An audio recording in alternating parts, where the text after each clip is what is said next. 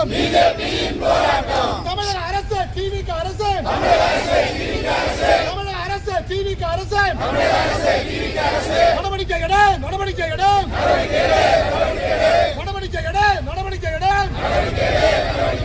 உதயநிதி ஸ்டாலின் மீது நடவடிக்கை எடு.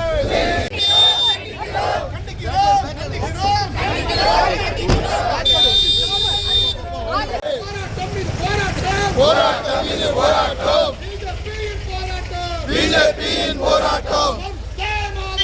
வந்தே மாதரம், வந்தே மாதரம், வந்தே மாதரம். பாரத் மாதா கி ஜெய்.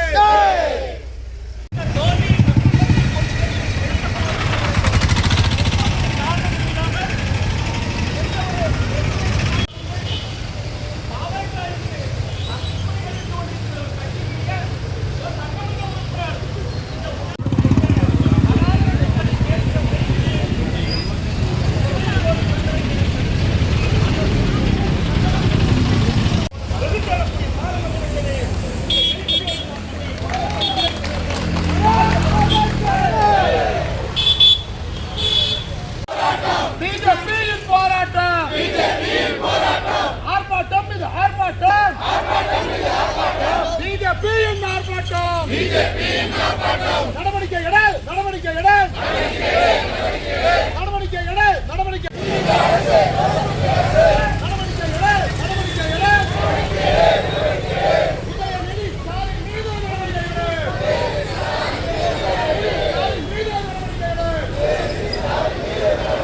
போராட்டம் இது போராட்டம், பிஜேபியின் போராட்டம்,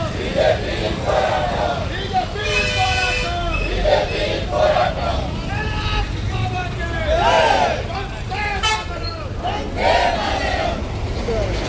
கேமரா விட சொல்லி கிடைக்கும்.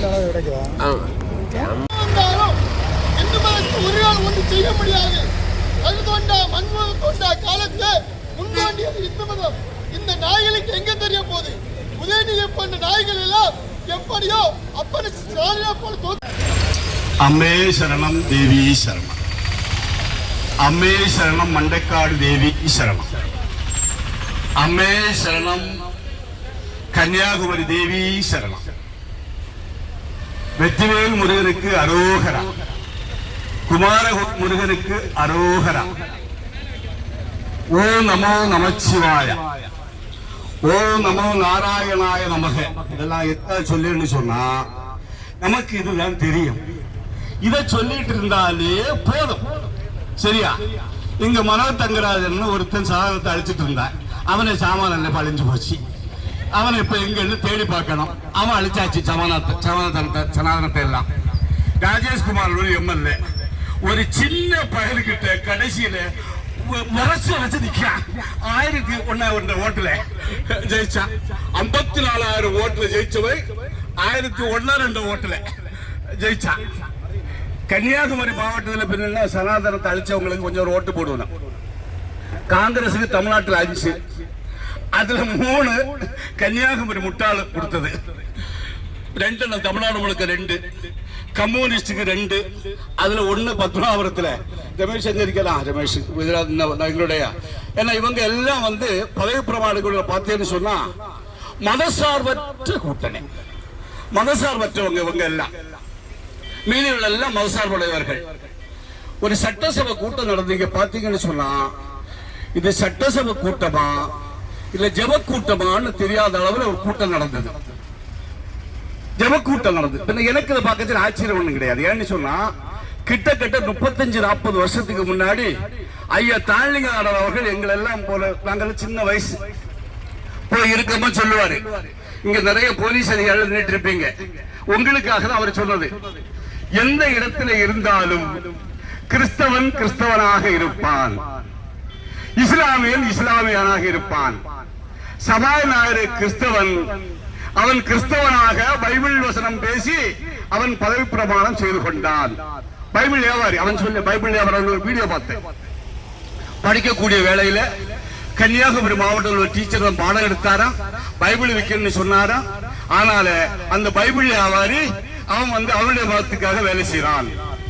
அதே மாதிரி முஸ்லிம் முஸ்தபா ஓட்டு வாங்கின ஹிந்துக்கு ஓட்டு, அவன் என்ன பண்ணா சனாதன தர்மத்தை அழிப்பேன் அப்படின்னு சொன்னான். ஆனா கேட்டுட்டு அது சபை நிறைய இருந்தா இந்து எல்லாம் வாய வச்சுக்கிட்டு மூடிக்கிட்டு இருந்தான். ஏன்னா அவன் எம்எல்ஏவாக இருக்க வேண்டும் என்று ஆசைப்பட்டான். அதனால் எங்களுடைய தாழ்நிகாரர் அவர்கள் சொன்னார்கள், கிறிஸ்தவன் கிறிஸ்தவனாக இருப்பான். எந்த இடத்தில் இருந்தாலும், சட்டசபையில் இருந்தாலும், பாராளுமன்றத்தில் இருந்தாலும், காவல்துறையாக இருந்தாலும், கலெக்டராக இருந்தாலும் கிறிஸ்தவன் கிறிஸ்தவனாக இருப்பான், இஸ்லாமியன் இஸ்லாமியனாக இருப்பான், இந்து மட்டும் அநியாயியாக இருப்பான் என்று சொன்னான். அந்த இந்து சனாதன தர்மம் என்று சொல்லக்கூடிய தர்மத்தின் அடிப்படையிலே அந்த சனாதன தர்மத்தில் இருந்து கொண்டிருக்கின்ற காரணத்தால் சனாதன தர்மத்தை அழிக்க வேண்டும் என்று சொல்லுகின்றார்கள். உன் தாத்தா கலைஞர் காவி அழிக்க வேண்டும் என்று சொன்னார். காவிகளை அழிக்க வேண்டும் என்று நினைத்தவன் அழிந்ததாக வரலாறு உண்டே தவிர காவிகள் அழியவில்லை. பகவான் கண்ணன் சொல்லி இருக்கின்றார், எங்கள் செத்து வைக்கிறது அனுமதி கிடையாது, செத்து வைக்க அனுமதி கிடையாது. இந்து கிறிஸ்தவ இஸ்லாம் என்று சொல்ல பாதுகாப்பு கிடையாது. அல்ல சனாதன தர்மம். அதை வந்து RSS இயக்கம் உருவாகி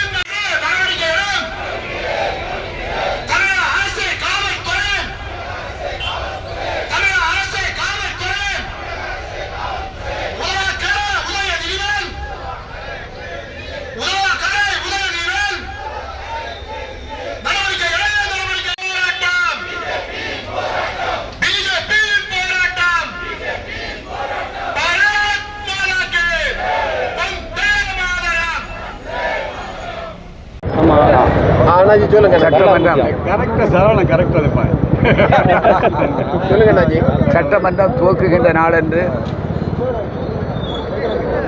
எதிர்கட்சி தலைவராக இருக்கக்கூடிய உதயாநிதி அவர்கள் அரசிற்கு பேசுகின்ற பொழுது சனாதன தர்மம் ஒழிக்கப்பட வேண்டும் என்று சொல்லி அவருடைய பேச்சை நிறைவேற செய்தார். சனாதன தர்மம் ஒழிக்கப்பட வேண்டும் என்பது இந்த அரசினுடைய நிலைப்பாடு என்ன என்பது நமக்கு தெரிவிக்கப்பட வேண்டும். ஏனென்றால் இந்த சனாதன தர்மத்தை அழிக்கப்பட வேண்டும் என்று சொன்ன உதயாநிதிக்கு ஆதரவாக தமிழக வெற்றி கழகத்தினுடைய உறுப்பினர் முஸ்தபா அவர்கள் சனாதன தர்மத்தை ஒழிக்கப்பட வேண்டும் என்று அவரும் அதை ஆதரித்து பேசியிருக்கிறார் என்று சொன்னால் தமிழ்நாட்டினுடைய முதலமைச்சருடைய நிலைப்பாடு என்ன? இந்த சனாதனத்தை ஒழிக்க வேண்டும் என்று இந்த அரசு விரும்புகிறதா, அல்லது எல்லா மதங்களும் சிறப்பாக இந்த தமிழக மாநிலத்திலே வளர வேண்டும் என்பது அவருடைய கருத்தா என்பதை நாம் கேட்டுக்கொள்கிறோம். கடந்த அரசும் இந்த அரசும் சனாதனத்தை ஒழிப்போன்னு சொல்ல காரணம் என்னன்னு நினைக்கிறேன்? ரெண்டு பேருக்குள்ள சிறுபான்மையினருடைய வாக்குகளை பெற்றுக்கொள்வதில், முஸ்லீம் கிறிஸ்தவருடைய வாக்குகளை பெற்றுக்கொள்வதில் யார் முந்து கொள்வது, யார் அதிகமான வாக்குகளை பெற்றுக்கொள்வது என்பதற்காகத்தான் இந்த வார்த்தைகளை இந்து மதத்தை அழிப்போய் சனாதன தர்மத்தை அழிப்போய் என்று சொல்வதெல்லாம் இந்த ஒரே விஷயம்தான், சிறுபான்மையுடைய வாக்குகளை பெற்றுக்கொள்வதற்காக. இதே நிலை நீடித்தால் என்ன நடக்கும்? இது வருகின்ற மற்றொரு தேர்தல் காலத்தில் இது நிச்சயமாக இதனுடைய பிரதிபலிப்பு எதிர்படும். 90% வாழுகின்ற தமிழகத்தில் ஏன் இந்துக்களுக்காக ஒரு அரசு வரக்கூடாது என்ற கேள்வி எழுப்பப்படும். அந்த கேள்வி எழுப்புகின்ற பொழுது அரசியல் மாற்றம் வரும். இன்றைக்கு இருக்கக்கூடிய அரசியல் மாற்றம் அல்ல, காட்சி மட்டும்தான் மாற இருக்கிறது.